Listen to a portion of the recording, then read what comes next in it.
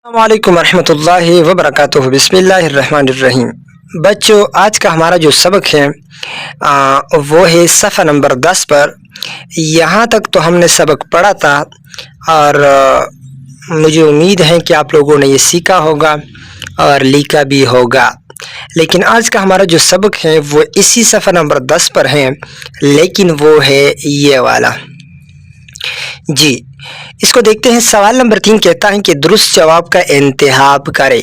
क्या मतलब ये है बच्चों, आपसे ये कह रहा है किताब वाला कि जो भी सही जवाब है, जो भी सही जवाब हो उसका इंतखाब करें। यानी ये वाला सही होगा या ये वाला सही होगा, आपने इंतखाब करना है। यानी जो भी सही हो उसको क्या करना है, उसको आपने या तो इसी तरह इसको फिल करना है, ये वाले जो नुक्ते हैं या ये जो दायरे हैं, या इसी तरह आपने इसको क्या करना है, टिक करना है। जो भी आप करें दोनों टिक हो गए।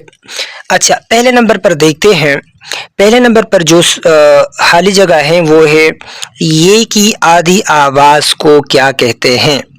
बच्चों, हमने पढ़ा था कि ये की आधी आवाज को क्या कहते हैं। जी, कौन बताएगा मुझे? इसमें से ये सही होगा या ये वाला, कौन सा सही होगा मुझे बताए बेटा। माशाल्लाह जी, ये सही है। यानी ये की आधी आवाज को जेर कहते हैं। हाँ, चलो इसके साथ मुझे ये बताए कि वाव की आधी आवाज को क्या कहते हैं। हाँ माशाल्लाह, मेरे ख्याल में आप लोगों ने यहाँ से देखा। ठीक है माशाल्लाह। वाव की आधी आवाज को पेश कहते हैं और अलिफ की आधी आवाज को क्या कहते हैं? माशाल्लाह, उसको ज़बर कहते हैं। गुड। इसी तरह अगले नंबर पर जो खाली जगह है वो है सफ़ा नंबर 11 पर। देखिए बेटा, और वो है कि ज़ेर लिखी जाती हैं। ज़ेर लिखी जाती हैं हरफ के नीचे लिखी जाती हैं या हरफ के ऊपर लिखी जाती हैं। हमने बेटा पढ़ा था कि ज़ेर किसी भी हरफ के, हाँ माशाल्लाह, नीचे लिखी जाती है और ज़बर को कहाँ लिखी जाती है? हाँ गुड, हरफ के ऊपर लिखी जाती है। माशाल्लाह। अच्छा, अगले नंबर पर है ये वाली खाली जगह है। ये है कि ज़ेर की दुरुस्त इलामत क्या है। ज़ेर की दुरुस्त इलामत यानी ज़ेर किसी लफ्ज़ के ऊपर इसी तरह लिखी जाती है या किसी लफ्ज़ के ऊपर इसी तरह लिखी जाती हैं या किसी हरफ के इसी तरह नीचे लिखी जाती है। कौन मुझे बताएगा? माशाल्लाह, ये वाला सही है, बाकी ये जो दोनों हैं ये क्या है, गलत है। तो ज़ेर की दुरुस्त इलामत कौन सी है, ये वाली या ये वाली? ये वाली है या ये वाली? माशाल्लाह, ज़ेर की दुरुस्त इलामत क्या है? जी, ज़ेर की दुरुस्त इलामत है ये वाली। गुड, माशाल्लाह। अच्छा, अगले नंबर पर है बेटा 4, वह खाली जगह है। वो कहते हैं कि एराब लगाने से तब्दील हो जाती हैं। शक्ल तब्दील हो जाती हैं या आवाज़ तब्दील हो जाती हैं? कौन मुझे बताएगा? माशाल्लाह जी, एराब लगाने से किसी भी हरफ की क्या तब्दील हो जाती है? किसी भी हरफ की आवाज़ तब्दील हो जाती हैं। जिस तरह मिसाल के तौर पर एक मिसाल हम लिखते हैं वो है ये, जो मैं बार बार बताता हूँ ना कि ये क्या है। जी, ये है कुर्सी। ये क्या है? कुर्सी।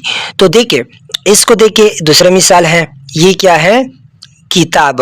देखिए, ये यहाँ भी काफ हरफ है या ये भी काफ है, लेकिन इन दोनों लफ्ज़ों में फ़र्क क्या है? जी, उनकी आवाज़ की वजह से। इनमें जो एराब है, इन पर जो एराब है, इसके नीचे ज़ेर था, तो इस लफ्ज़ का जो आवाज़ हुआ ये इस लफ्ज़ से तब्दील हुआ। तो या अगर हम दूसरा मिसाल ले लें आपको समझाने के लिए बेटा, इस तरह ये क्या है? काफ है। तो अगर इस पर मैं ज़बर लगाऊं तो क्या हुआ? खा। अच्छा, इसकी तरह अगर मैं इसके नीचे ज़ेर लगाऊं तो की। इसी तरह इस पर अगर मैं पेश लगाऊं तो मतलब ये हुआ कि किसी भी हर्फ को कोई भी हर्फ वो तब्दील हो जाती है उसकी आवाज़ की वजह से, यानी उसकी आवाज़ जो है उस वजह से उसको हम मुख्तलिफ तरीके से हम उसको पढ़ते हैं। अच्छा, आगे कहते हैं कि दर्जा झेल तस्वीर को गौर से देखे और इआराब का इस्तेमाल करते हुए उनके नाम तहरीर करे। ये कहते हैं बेटा किताब वाला कि ये जो तस्वीर हैं उनको गौर से देखे बेटा, और फिर क्या करें, इनमें आराब इस्तेमाल करे, उनके नाम तहरीर करे, यानी उनके नाम लिखे भी और उन पर आराब भी लगाए। यानी पहले पर जो हर्फ पर अगर ज़बर हो तो ज़बर लगाना है, ज़ेर हो तो ज़ेर लगाना होगा, पेश हो तो पेश लगाना होगा। तो ये पहले नंबर पर बेटा कौन बताएगा मुझे ये क्या है? माशाल्लाह, कील हैं, जिसको हम पश्तो में कहते हैं मेख। तो कील हैं बहुत ज़्यादा, तो हमने तो क्या करना है, एक तो कील लिखना है, उसके बाद क्या करना है, उसके नीचे हमने ज़ेर लगाना है। क्यों हमने ज़ेर लगाया, ज़बर क्यों नहीं लगाया? जी, ज़बर इसलिए हमने नहीं लगाया क्योंकि फिर तो कायल बन जाता है, तो ये तो कायल नहीं है, ये तो कील है, ये तो मेख है, तो लिहाजा इसके नीचे हम ज़ेर लगाते हैं। तो आपने लिखना है इधर बेटा, आपने लिखना है कील, इस तरह लिखा गया है पहले से। इसी तरह मुझे ये कौन बताएगा बेटा? चलो आप बताएं क्या है?